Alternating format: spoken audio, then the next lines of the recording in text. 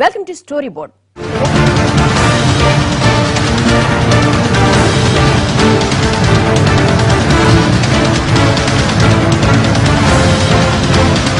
ఒకే దేశం ఒకే పన్ను. ఇకపై దేశ ఆర్థిక వ్యవస్థలో జీఎస్టీ అడుగు పెట్టబోతోంది. ఎన్నో తర్జన భర్జనలు, సుదీర్ఘ వాదోపవాదాల తర్వాత జీఎస్టీ బిల్లు లోక్సభలో ఆమోదం పొందింది. చరిత్రాత్మక వస్తు సేవల పన్నుకు అమలు కలిగించేలా 4 బిల్లులను కీలక బిల్లులుగా లోక్సభలో ఆమోదముద్ర పడింది. ఇంతకీ జీఎస్టీ ప్రభావం దేశ ఆర్థిక వ్యవస్థ మీద ఎలా ఉండబోతోంది? వేటి రేట్లు తగ్గుతాయి? ఏ వస్తువుల రేట్లు పెరుగుతాయి?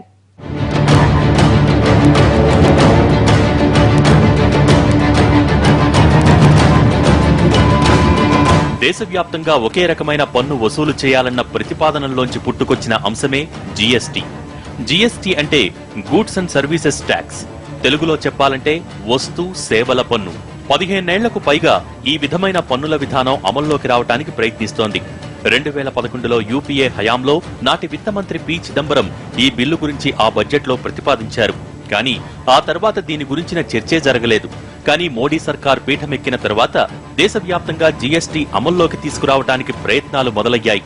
2 ఏళ్లుగా ఈ జీఎస్టీ బిల్లు గురించి ఎన్డీఏ సర్కార్ ప్రయత్నిస్తోంది. అన్నీ కుదిరితే ఈ ఏప్రిల్ 1 నుంచే దాన్ని అమల్లోకి తీసుకురావాలనుకుంది. కానీ గత ఏడాది రాజ్యసభలో బిల్లులకు కొన్ని సవరణలు ప్రతిపాదించడంతో మళ్లీ బిల్లు లోక్సభ గడప తొక్కింది. మార్చి 29న సుదీర్ఘ వాదోపవాదాల అనంతరం జీఎస్టీని అమల్లోకి తీసుకువచ్చేందుకు అవసరమైన 4 కీలక బిల్లులకు లోక్సభలో ఆమోదముద్ర పడింది.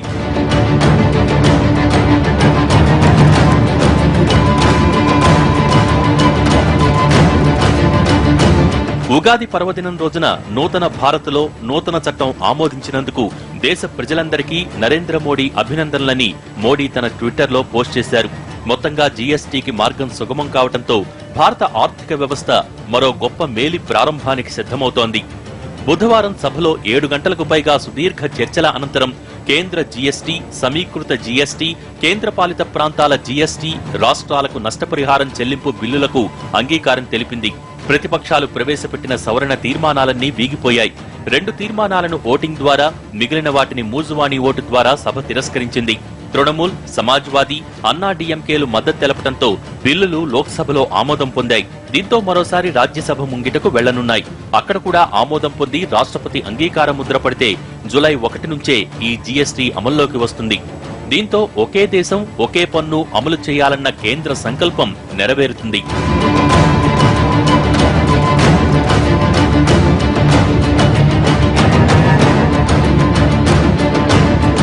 ఇలా జీఎస్టీతో దేశమంతటా ఒకే పన్ను విధానాన్ని అమలు చేయడం ద్వారా ధరలు కొంచెం తగ్గే అవకాశం ఉంటుంది. జీఎస్టీ అమలును ఏడాది పాటు పరిశీలించిన తర్వాత రియల్ ఎస్టేట్ రంగాన్ని దీని పరిధిలోకి తీసుకొచ్చే నిర్ణయం తీసుకుంటామని కేంద్ర ఆర్థిక మంత్రి అరుణ్ జైట్లీ ప్రతిపాదించారు. హవాయి చెప్పులకు, BMW కార్లకు ఒకే పన్ను ఉండదు కదా అని చమత్కరించిన జైట్లీ ఏ వస్తువు ఎవరు వినియోగిస్తున్నారు, ఏ కారణానికి వాడుతున్నారన్న అంశాలు పూర్తి స్థాయిలో పరిశీలించిన తర్వాత పన్నుల స్లాబులు నిర్ణయించినట్టు జైట్లీ తెలిపారు. ఇప్పటివరకు ఆహార పదార్థాలపై పన్నులు లేవని, ఇక మీదట జీఎస్టీలో కూడా ఇదే విధానం కొనసాగుతుందని అన్నారు. So GST Council is India's first federal institution where sovereignty of the center and the states in relation to indirect taxes has been pooled together in a federal institution. Now, to create India's first federal institution, it is incumbent on all of us to make sure that this federal institution works. And therefore, in order to make this federal institution works, the delicate balance between what the center and the states have unanimously agreed is almost a federal contract. It's a federal contract with a constitutional sanction, which if any of the contracting party says, I unilaterally get out of it, or I will legislate something different. So can there be a situation that all the 32 legislatures say, I will make 1 or 2 changes to the law that we have all agreed? Now if 32 different changes come and 32 different laws come, then GST becomes difficult if not impossible to implement. Therefore, while we discuss this law, we are free to make our recommendations to the council, which I as your representative will carry to the council. But at the same time, we will have to honor this federal relationship which we have established by way of pooled sovereignty. దేశమంతా ఒకే పన్ను వ్యవస్థ అమలు కోసం పన్నుపై పన్ను వేసే పద్ధతిని నిర్మూలించడానికి తెరపైకి తీసుకొచ్చిన అంశమే జీఎస్టీ. ఒక్క మాటలో చెప్పాలంటే వస్తువులు లేదా సేవల సరఫరాపై విధించే సమగ్ర పన్ను. ప్రస్తుతం 150కి పైగా దేశాలలో జీఎస్టీ అమల్లో ఉంది. ప్రస్తుత పన్ను విధానంలో ఒక వస్తువు వినియోగదారుని చేరాలంటే ముడిసరుకు నుంచి తయారీ, హోల్సేల్, రిటైల్ ఇలా అన్ని దశలు దాటుకుంటూ రావాలి. ఇక సేవల విషయంలో కూడా ఇలాగే 2-3 స్థాయిలు ఉంటాయి. ఇలా ఈ ప్రతి ఒక్క దశలోనూ కొంత విలువ పెరుగుతుంది. ఇలా పెరిగిన ప్రతిసారి దాని మీద పన్ను పడుతుంది. అంటే అన్ని దశల్లోనూ పన్ను కట్టాల్సి ఉంటుంది. మొదటి దశలో చెల్లించిన పన్ను మీద ఆ తర్వాత దశలో పన్ను పడుతుంది. ఇలా అన్ని దశలు దాటే వరకు పన్ను మీద కూడా పన్ను పడుతుంది. కానీ జీఎస్టీ అమలైతే ఇన్ని స్థాయిల్లో పన్నులన్నీ రద్దై ఒకే ఒక్క పన్ను పడుతుంది. అంటే ఇప్పటి వరకు ఉన్న సెంట్రల్ ఎక్సైజ్, రాష్ట్రాల వ్యాట్లు, entertainment tax, luxury tax, entry tax, octroi ఇలా రకరకాల పన్నుల స్థానంలో జీఎస్టీ ఒక్కటే ఉంటుంది.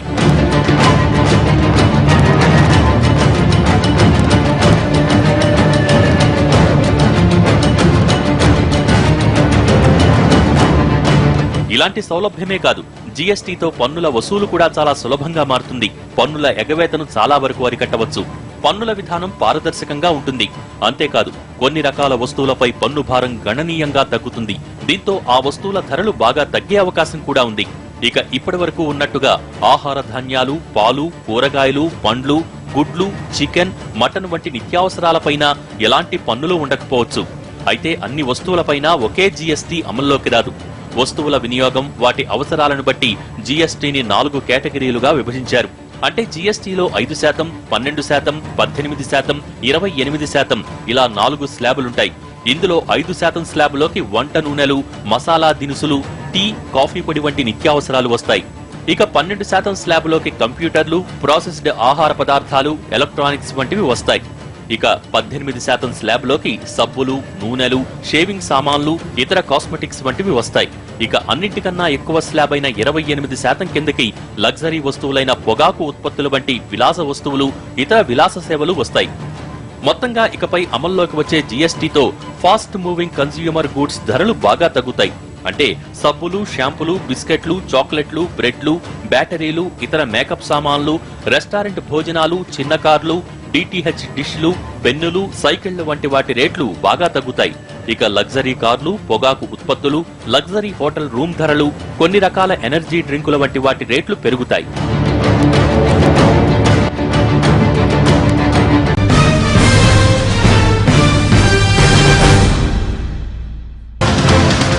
Welcome back. జీఎస్టీ అమల్లోకి వస్తే ఎవరికి లాభం, ఎవరికి నష్టం? ఈ పన్ను అమల్లోకి తెస్తే రాష్ట్రాలకు తరిగేదేంటి, కేంద్రానికి ఒరిగేదేంటి? జీఎస్టీతో ధరలు తగ్గే వస్తువులు, సేవలేంటి? మరింత భారమయ్యే రంగాలేంటి? మొత్తంగా ఈ బిల్లుతో రాష్ట్రాలకు జరిగే మేలు ఎంత? అసలు ఇప్పుడున్న పన్నుల విధానానికి జీఎస్టీకి మధ్య తేడా ఏంటి?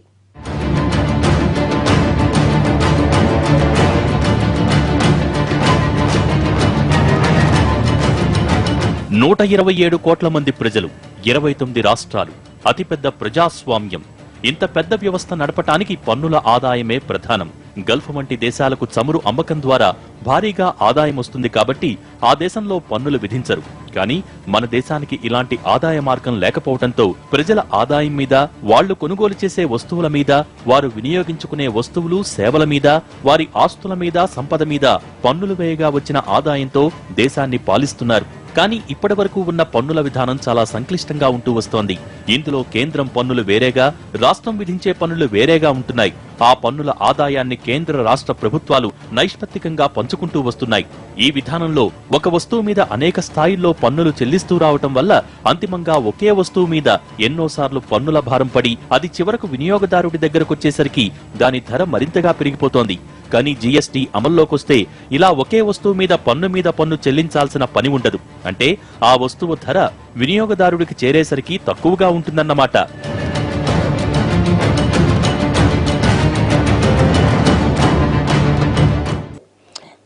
డబుల్ టాక్సేషన్ అనేది తగ్గించడం అంటే మనం రాష్ట్రాల పన్నులు కట్టుకుంటూ రాష్ట్ర ప్రభుత్వాలకి, మళ్ళీ ఇంకోవైపు కేంద్ర ప్రభుత్వాలకు కట్టుకోవడం అనేది అది కొంత తగ్గిపోతుంది. అంతేకాకుండా ఇప్పుడు మనకు ఒక రాష్ట్రానికి ఇంకో రాష్ట్రానికి మధ్యన కనుక పన్నుల తేడాలు ఉంటే ఈ పన్నుల తేడాలతోని వ్యాపార వాణిజ్య సంబంధాలు డిస్టార్షన్లోకి ఇంపాక్ట్ అయ్యే అవకాశం ఉంది. అంటే ఏంటి, మనం ఇక్కడ ఉన్న వస్తువుని ఇంకో రాష్ట్రంలోకి తీసుకుపోయి అమ్ముకోవటం, ఇంకో రాష్ట్రంలో తక్కువ ధరకు దొరుకుతున్న వస్తువుని తీసుకొచ్చి ఇక్కడ మనం అమ్ముకోవటం. కారణం ఏంటి అంటే ఆ రాష్ట్ర పన్నులకి ఈ రాష్ట్ర పన్నులకి తేడా ఉంటుంది కాబట్టి. అలా కాకుండా ఇప్పుడు అన్ని రాష్ట్రాల్లోనూ, దేశంలో ఉన్న అన్ని రాష్ట్రాలను కూడా ఏకరీతి పన్ను వాణిజ్య విధానం అనేది అమల్లోకి వస్తుంది. దాంతో ఏమవుతుందంటే ముఖ్యంగా వినియోగదారుడికి అమ్మకందారుడికి ఇద్దరికీ లాభాలు జరుగుతాయి. ఉదాహరణకు 10% పన్ను ప్రకారం ఒక వస్తువు ఉత్పత్తి వినియోగదారుడికి చేరే వరకు ఎన్నెన్ని ట్యాక్సులు పడతాయో చూద్దాం. ఓ వస్తువు ఉత్పత్తి చేయడానికి ముడి సరుకు 50 రూపాయలు, దాన్ని ఉత్పత్తి చేయడానికి మరో 50 రూపాయలు ఖర్చయిందనుకోండి. అప్పుడు ఉత్పత్తిదారుడు దాన్ని అమ్మటానికి 10% చొప్పున 10 రూపాయలు పన్ను చెల్లించి 110 రూపాయలకు డిస్ట్రిబ్యూటర్కి అమ్ముతాడు. డిస్ట్రిబ్యూటర్ దాని మీద 20 రూపాయలు లాభం వేసుకుంటాడు. అప్పుడు దాని ధర 130 రూపాయలు అవుతుంది. దీని మీద అతను 10% పన్ను చొప్పున మరో 13 రూపాయలు కలిపి 143 రూపాయలకు అమ్ముతాడు. డిస్ట్రిబ్యూటర్ నుంచి దాన్ని కొనుగోలు చేసిన హోల్సేలర్ దాని మీద మరో 20 రూపాయలు మార్జిన్ వేసుకుంటే దాని ధర 163 రూపాయలు అవుతుంది. దీని మీద మరో 10% పన్ను అంటే 16 రూపాయల 30 పైసలు అదనంగా పన్నుపడి హోల్సేలర్ దగ్గర ఆ వస్తువు ధర 179 రూపాయల 30 పైసలకు రిటైలర్ కి అమ్ముతాడు. అప్పుడు రిటైలర్ దాని మీద తన లాభం 20 రూపాయలు కలుపుకుని 199 రూపాయల 30 పైసలకు అమ్ముతాడు. దీనిని వినియోగదారుడు కొనుగోలు చేసేటప్పుడు అదనంగా మరోసారి 10% అంటే 19 రూపాయల 93 పైసలు ట్యాక్స్ చెల్లిస్తాడు. అంటే 100 రూపాయల వస్తువు ధర వినియోగదారుడి దగ్గరకు చేరేసరికి 219 రూపాయల 30 పైసలు అవుతుంది. ఈ విధానంలో ప్రతి చోట చెల్లించిన పన్ను మీద మరోసారి పన్ను కట్టాల్సి వస్తోంది. ఆ మొత్తం పన్ను భారాన్ని వినియోగదారుడే భరించాల్సి వస్తోంది.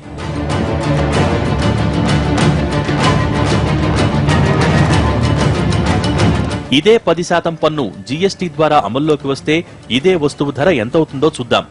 ముడి సరుకు 50 రూపాయలు, తయారీకి 50 రూపాయలు కలిపితే ఉత్పత్తిదారుడికి 100 రూపాయలు ఖర్చవుతుంది. అయితే ఉత్పత్తిదారుడు తాను కొన్న ముడి సరుకు 50 రూపాయలు చెల్లించినప్పుడే జీఎస్టీ కట్టేసి ఉంటాడు కాబట్టి అతను దానిపై మళ్లీ పన్ను కట్టక్కర్లేదు. అంటే దాన్ని డిస్ట్రిబ్యూటర్కి 100 రూపాయలకే అమ్ముతాడు. దానికి కొనుగోలు చేసిన డిస్ట్రిబ్యూటర్ లాభం 20 రూపాయలు కలిపితే దాని ధర 120 రూపాయలు అవుతుంది. ఇందులో డిస్ట్రిబ్యూటర్ లాభం 20 రూపాయల మీద 10% జీఎస్టీ చొప్పున 2 రూపాయలు ట్యాక్స్ చెల్లిస్తాడు. ఇక ఈ వస్తువును 120 రూపాయలకు కొన్న హోల్సేలర్ కూడా తన లాభం 20 రూపాయలు కలిపితే దాని ధర 140 రూపాయలు అవుతుంది. ఇందులో హోల్సేలర్ తన లాభం 20 రూపాయల నుంచి 2 రూపాయలు జీఎస్టీ చెల్లిస్తాడు. అంటే ఈ ఉత్పత్తి రిటైలర్ కి 140 రూపాయలకు కొని దానికి తన 20 రూపాయల లాభం కలిపి 160 రూపాయలకు విక్రయిస్తాడు. అప్పుడు ఆ వస్తువు ధర 160 రూపాయలు అవుతుంది. దీని మీద 10% జీఎస్టీ వేసుకుని వినియోగదారుడు కొన్నా అప్పుడు వస్తువు ధర 176 రూపాయలు అవుతుంది. కానీ మొదటి విధానంలో వస్తువు ధర 219 రూపాయల 30 పైసలైతే జీఎస్టీ అమలు చేయటం వల్ల దాని అంతిమ ధర 43 రూపాయల 30 పైసలు తగ్గింది. మొత్తంగా చెప్పాలంటే జీఎస్టీ బిల్లు దేశవ్యాప్తంగా ఒకే మార్కెట్ను ప్రోత్సహిస్తుంది. రాష్ట్రాలకు ప్రయోజనకారిగా ఉంటూ ఆర్థిక వ్యవస్థను పటిష్టపరుస్తుంది. జీఎస్టీ అమల్లోకి వస్తే వ్యాట్తో పాటు లగ్జరీ ట్యాక్స్, వినోద పన్ను, ఆక్ట్రాయ్, ప్రవేశ పన్ను, కొనుగోలు పన్ను, సేవా పన్ను వంటి పన్నులన్నీ రద్దయిపోతాయి. పన్నుపై పన్ను కట్టాల్సిన పని తప్పుతుంది. దీనివల్ల రాష్ట్రాలకు నష్టం వాటిల్లినా కేంద్రానికి మాత్రం భారీగా ఆదాయం వస్తుంది. వీళ్ళ హోప్ ఏంటంటే జిఎస్టీ అనేది రేషనలైజేషన్ కాబట్టి అట్లీస్ట్ కాస్ట్ అన్సర్టనిటీ అనేది, ఎందుకంటే లోకలైజ్డ్గా అడిషనల్ ట్యాక్సెస్ స్టేట్ గవర్నమెంట్స్ తమ రెవెన్యూ కోసం అని విధించే పద్ధతి ఏదైతే ఉందో అది పోవడం మూలాన క్యాపిటల్ పాయింట్ ఆఫ్ వ్యూలో వాళ్ళకి ఇప్పుడున్న అన్సర్టనిటీ కంటే ఈ జిఎస్టీ ఫామ్లో ఉండే అన్సర్టనిటీ తక్కువ. అంత మేరకే మనం దాన్ని చెప్పగలం, కానీ దీనివల్ల గ్రోత్ వస్తుంది అనేది చెప్పడం అది సరైనది కాదు. జీఎస్టీతో ప్రత్యక్ష వ్యయాలు, మూలధన ఉత్పాదితాల వ్యయాలు తగ్గి జీఎస్టీ 2 నుంచి 2.5% వరకు వృద్ధి చెందుతుందని, దేశీయ ఎగుమతుల్లో కూడా 10 నుంచి 14% పెరుగుదల ఉంటుందని national council for applied economic research ఆశాభావం వ్యక్తం చేస్తోంది.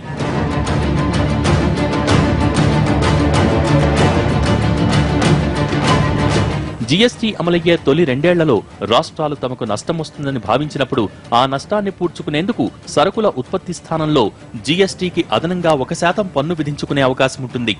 జీఎస్టీ అమలుతో రాష్ట్రాలకు వాటిల్లే నష్టాలకు మొదటి 3 ఏళ్లు 100% నష్టపరిహారానికి వీలుంటుంది. 4వ ఏడాది 75%, 5వ ఏడాది 50% నష్టపరిహారాన్ని కేంద్రం చెల్లిస్తుంది. ఈ జీఎస్టీ ప్రధానంగా అన్ని రంగాల మీద ప్రభావం చూపించబోతోంది.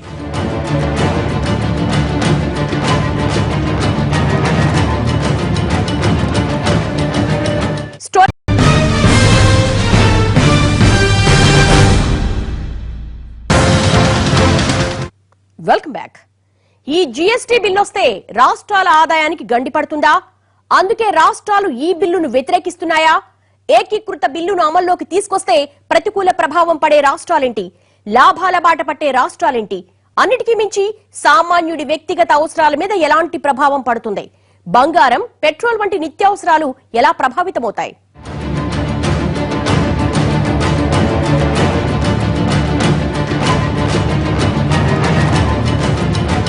జీఎస్టీ అమలైతే రాష్ట్రాలకు నష్టమా లాభమా అన్న అంశంపై భిన్నాభిప్రాయాలు ఉన్నాయి. ఇప్పటి వరకు తమ రాష్ట్రాలలో ఉత్పాదక రంగాల నుంచి భారీగా పన్నులు వసూలు చేస్తున్న రాష్ట్రాలకు ఆ ఆదాయం దూరమవుతుంది. అయితే ఈ మేరకు రాష్ట్రాలకు ఆ ఆదాయం భర్తీ చేస్తామని కేంద్రం చెబుతున్నా అది 5 ఏళ్ల వరకు మాత్రమే అని మెలికిపెట్టింది. మరి ఆ తర్వాత కూడా నష్టాలొస్తే ఏం చేయాలన్నది రాష్ట్రాల భయం. ప్రపంచవ్యాప్తంగా జీఎస్టీ ఉన్న దేశాల్లో ఈ పన్ను సగటు 16.4% ఉంటోంది. కనిష్టంగా 12.5 నుంచి గరిష్టంగా 18% వరకు ఉంటోంది. యూరప్ దేశాలలో జీఎస్టీ జస్ట్ 13%. కానీ మన దేశంలో ఎన్నో రకాల పన్నులు ఉండటంతో అంతిమంగా వినియోగదారుడిపై 25 నుంచి 30% వరకు ట్యాక్సులు పడుతున్నాయి. కొన్ని వస్తువుల విషయంలో ఉత్పాదక ఖర్చు కన్నా పన్నుల భారమే ఎక్కువగా ఉంటోంది. ఒక కారు కొనాలంటే ఎక్స్ షోరూం ధర ఉత్పాదక వ్యయమైతే ఆన్ రోడ్ ప్రైస్ అంటే దానికి అదనంగా చెల్లించే పన్నులన్నమాట. ఇలాంటి పన్నుల భారం ద్రవ్యోల్బణానికి ఊతమిచ్చి ధరలు పెరగటానికి కారణమవుతోంది. కానీ ఇప్పుడు జీఎస్టీ అమల్లోకి వస్తే కొన్ని అంశాలపై పన్నుల భారం తగ్గుతుందన్నది కేంద్రం ఆలోచన. కానీ జీఎస్టీ అమల్లోకొస్తే తమకొచ్చే ఆదాయం భారీగా పడిపోతుందన్నది రాష్ట్రాల భయం.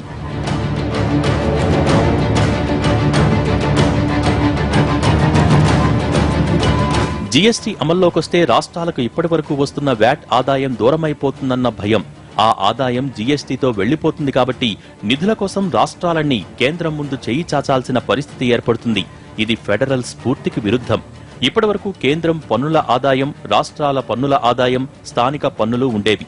కానీ జీఎస్టీతో ఈ విధానం మారిపోయి రాష్ట్ర ప్రభుత్వాల ఆదాయాలకు భారీగా గడ్డిపడుతుంది. అంతేకాదు వరదలు, భూకంపాలు వంటి జాతీయ విపత్తులు సంభవించినప్పుడు సకాలంలో రాష్ట్రాలు అదనపు నిధులు సమకూర్చుకోవటం కష్టమవుతుంది. కేంద్రం నుంచి ప్రత్యేక హోదా పొంది రాష్ట్రాలకుండే పన్ను రాయితీల్లో మార్పులు వచ్చి వాటి ఆదాయం తగ్గుతుంది. ఆ మేరకు ఆయా రాష్ట్రాలకు మరిన్ని నిధులు కేటాయించాల్సి ఉంటుంది. మొత్తంగా చూస్తే జీఎస్టీ కొన్ని రాష్ట్రాల పాలిట గుదిబండగా మారే ప్రమాదం లేకపోలేదు. ఇక ఇప్పటివరకు 18% పైగా పన్నుల భారమున్న ఆటోమొబైల్ రంగం ఈ జీఎస్టీ పరిధిలోకొస్తే ఆ మేరకు పన్ను భారం తగ్గుతుంది. అంటే బైకులు, చిన్న కార్లు సహా అన్ని వాహనాల ధరలు ప్రభావవంతంగా తగ్గే అవకాశముంది. వాటితో పాటు సేల్స్ ట్యాక్స్ భారీగా మింగేస్తున్న ఎలక్ట్రానిక్ ఉపకరణాలు, గృహోపకరణాలన్నింటి ధరలు తగ్గుతాయి. అంటే ఇంటికి వాడే ఫ్యాన్స్, టీవీలు, ఫ్రిడ్జ్లు, ఓవెన్లు, వాషింగ్ మిషన్లు, ఏసీలు వంటి ఎలక్ట్రానిక్ వస్తువుల ధరలన్నీ బాగా తగ్గే అవకాశం ఉంటుంది.